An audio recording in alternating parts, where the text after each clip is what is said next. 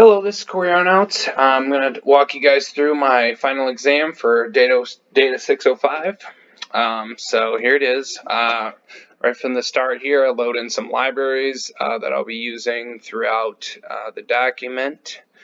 This first one here, problem 1, this is from the sample problem set. So using R, generate random variable x with 10,000 random uniform numbers from 1 to n, where n can be any number greater than or equal to 6. Generate a random variable y that has 10,000 random normal numbers with a mean of mu equals sigma, which is equal to n plus 1 over 2. So first we'll generate the random variable x, since it has to be any number over 6. I did any number from 6 to 100, rounds to the nearest integer. The number of trials is 10,000. And so you can kind of see the histogram here that it displays. It's not quite uniform here because there's only 10,000 trials. But it's pretty close. And then here we have the random variable y, which, like we said before, has a mean of n plus 1 over 2. So you see that reflected down here with the standard deviation or the sigma being the same. And you can kind of see the histogram of y here, approximately normal distribution. So some of the probability questions associated with it: calculate the minimum probabilities A through C, assume the small letter x is estimated as the median of the x variable, and small letter y is estimated as the first quartile of the y variable, interpret the meaning of all probabilities. So you have the median of x here calculated, the first quartile of y, so the probability that x is greater than x, given that x is greater than y, is given here.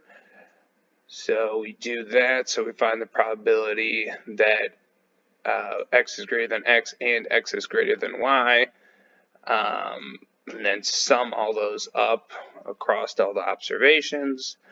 And then we calculate the probability that x is greater than y, sum them all up, and then we calculate the probability that x is greater than x, given x is given greater than y, which is the probability that x is greater than x and x is greater than y, divided by a probability that x is greater than y, and around that we get 0.6.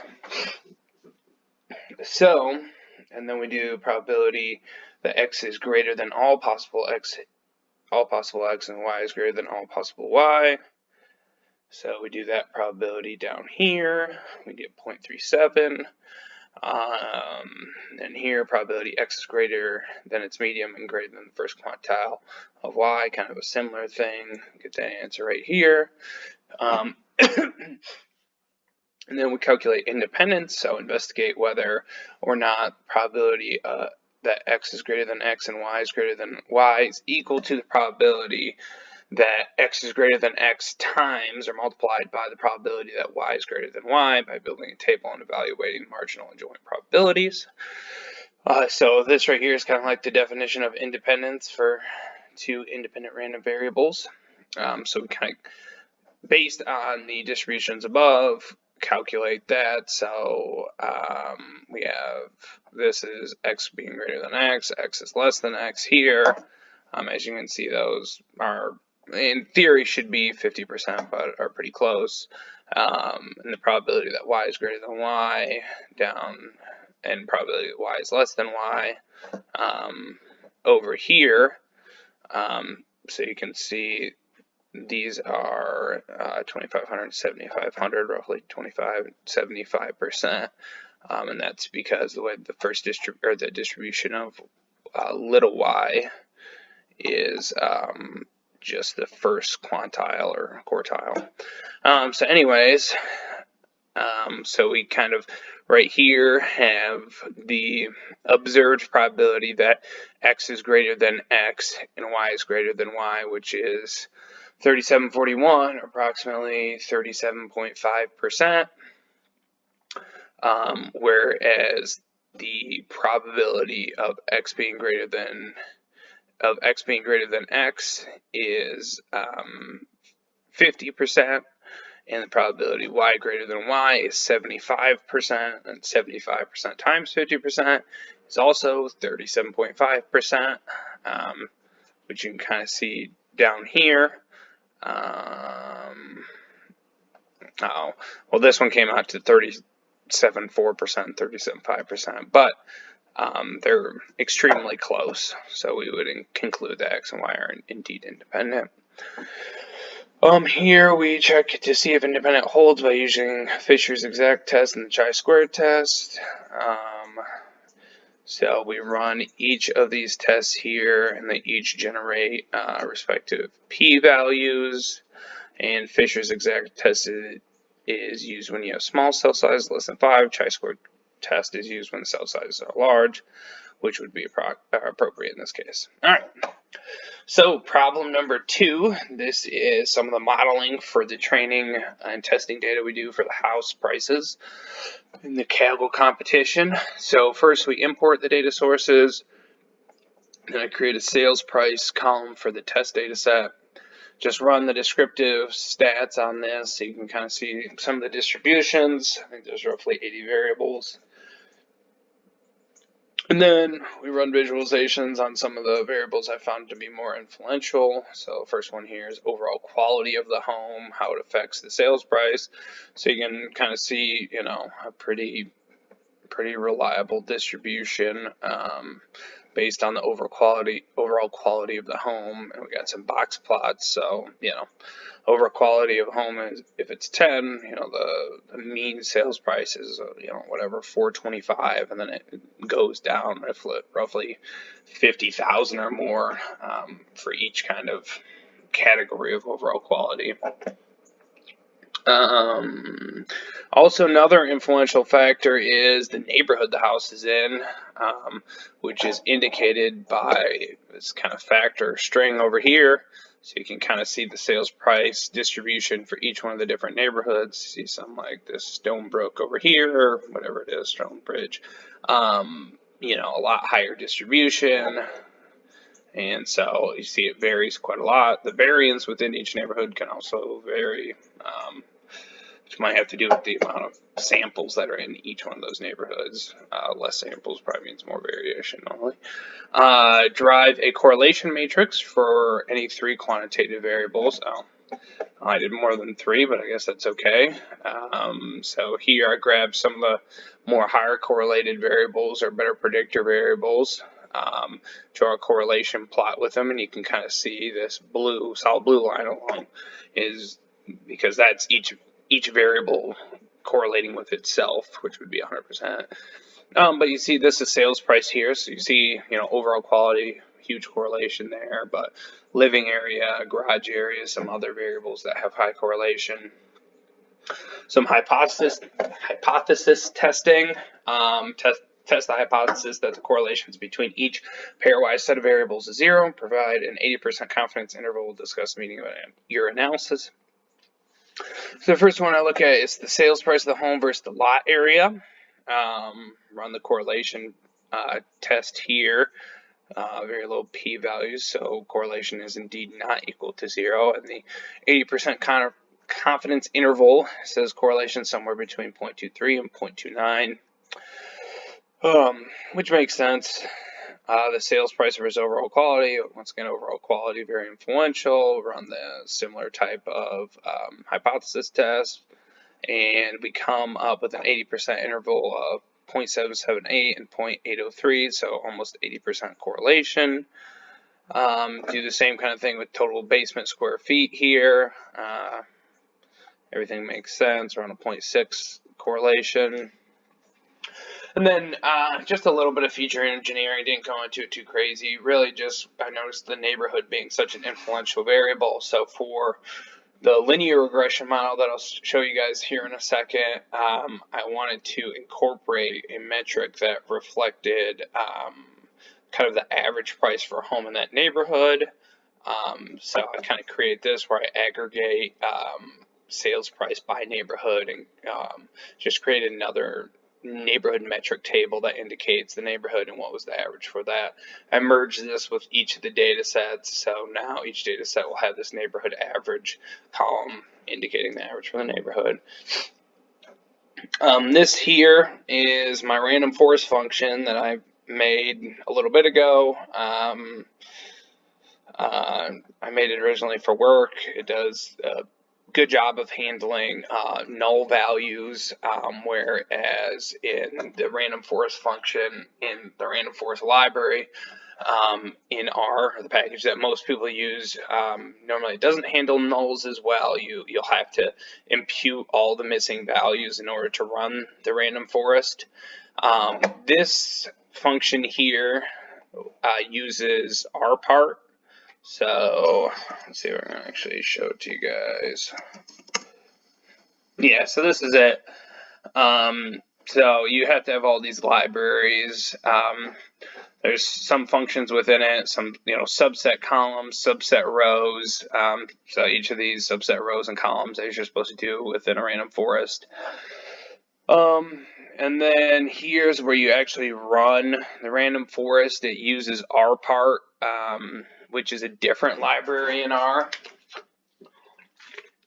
used for decision trees, which a random forest is just a bunch of decision trees aggregated together. But since RPart does a lot better job of handling null values, I kind of designed my own random forest function that uses RPart's way of handling null values, which RPart kind of, the way I understand it is it imputes the values of each tree. So say a given tree has 5 variables and some subset of the observations too. It uses those other variables for all those observations to make a guess on what that missing null value is.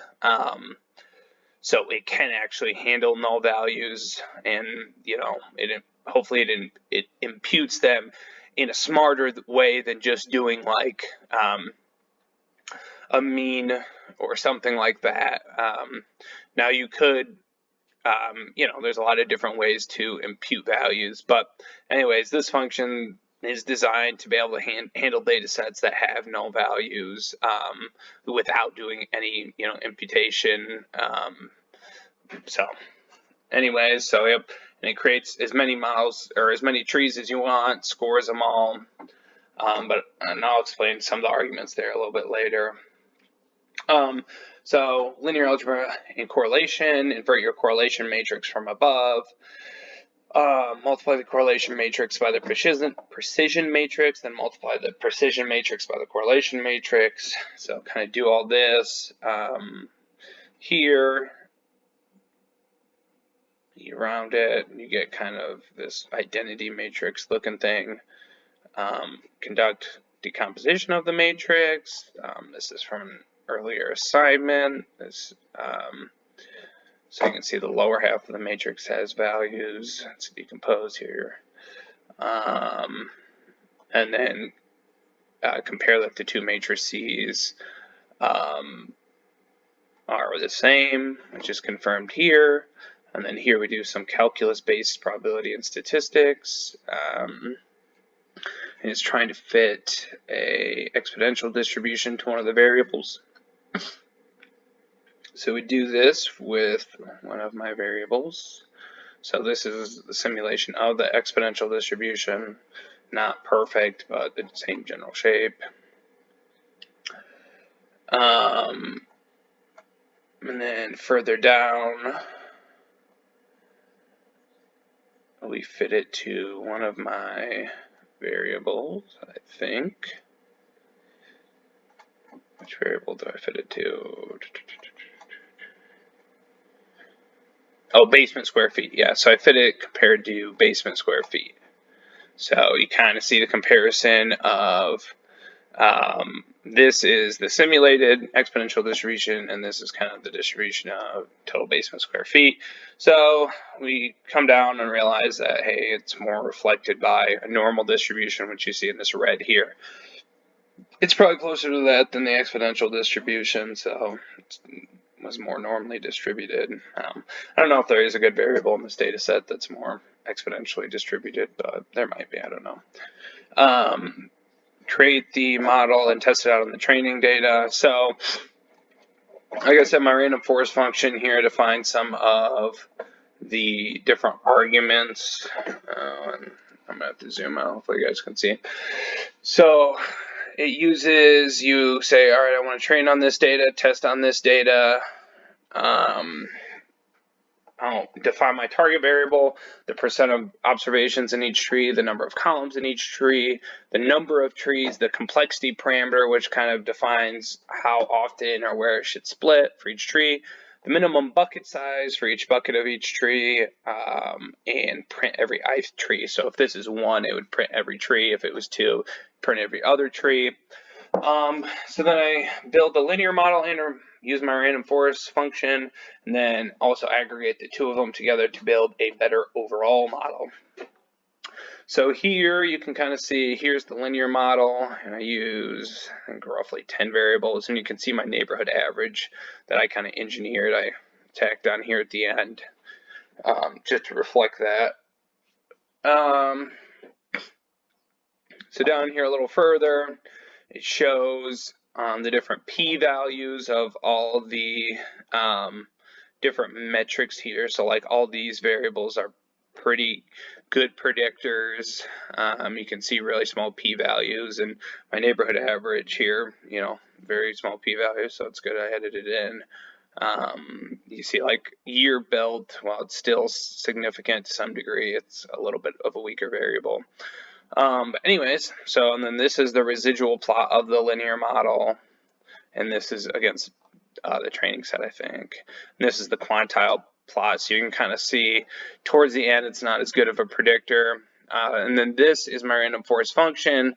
So score this train data, or use this train data, score this holdout data. We're measuring sale price. Use half the rows in each tree, use 7 columns or variables in each tree, build 500 trees. This is the complexity parameter. This is the min bucket size. There has to be at least 5 observations in each bucket, and this is every 100th tree. And I should say this first holdout data set, this is actually all from the training data. So because we only know the sales price for the training data from Kaggle, I split the training data then into a smaller training set and then a holdout set from that training data, so I could actually see how the model generalizes to data it doesn't know.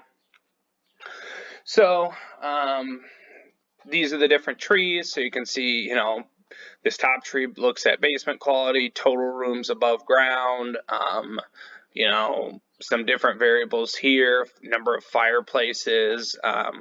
So it kind of splits the data further and further along. So a data that has a 9 or 10 quality and is not a 1-story home, so it's higher than 2 stories, is on average worth $434,000, and there's 9 homes that fall into here. So you can kind of see how it splits. So there's 500 of these trees. I only show like 5 of them or something like that. And so here it has some factors in there too, like you see based on neighborhood here. Neighborhood's a factor that it uses, and that's kind of why I created that neighborhood metric for my linear model to reflect that there. But like I said, each tree looks at a different kind of subset of variables, different subset of observations, and then scores each observation based on that, and then at the end aggregates them all up into kind of a combined total prediction for the observation. So we then score the holdout data, use both the linear model and the random forest, and then we test it out. So this is, for the random forest, this is the correlation between the actual sale price and the assumed sale price, or the predicted sale price. This is for the linear model and the predicted sale price. So the linear model actually did a little bit better than the random forest here, but pretty close. And then if you combine them, so take the average of those 2 scores, you actually get a better prediction. That's almost 0.93 correlation. And so, yeah, kind of bagging these techniques, these 2 algorithms together, they each offer a little bit different perspective on the data. So when you combine them, you get a better overall prediction. And then this looks at kind of the different errors, so you can see, you know, the error for the combined predictor is smaller than both of the linear model error and the random forest error. So this is how the linear prediction fits the sale price pretty good, and then not as well when you get some of these upper end sale prices. You know, this sale price almost 700,000, so it's hard to predict that. And then this is the random forest, I believe. Yep. So again, pretty good job. It's missing some here. And then this is the combined predictor. So kind of a mix of the two, overall better. This is the error. This down here is the error of the combined predictor. So really low for everything, but then once you get over that kind of 370,000 mark, it becomes increasingly harder to predict stuff. You know, like some of these houses that are going for over $500,000, it's hard to predict just because there's not many of those houses, so you don't have that many observations for that kind of range. This variable importance function I also built into the random forest function that I made or whatever. So this indicates the most powerful variables in the random forest. Overall quality, external quality, basement square footage, bunch of different stuff. Then to actually score the data, I kind of just refresh that data, bring it in again, do the neighborhood metric, and then actually score the test data, and then submitted it to Kaggle. And didn't do that awesome compared to others, but it's a decent predictor. Like I said, the random forest combined with the linear regression function did better than either of those on their own. So yeah, I think that is about it. Thanks for listening, guys, and I enjoyed class. Hope to see you all in classes in the future. Thank you.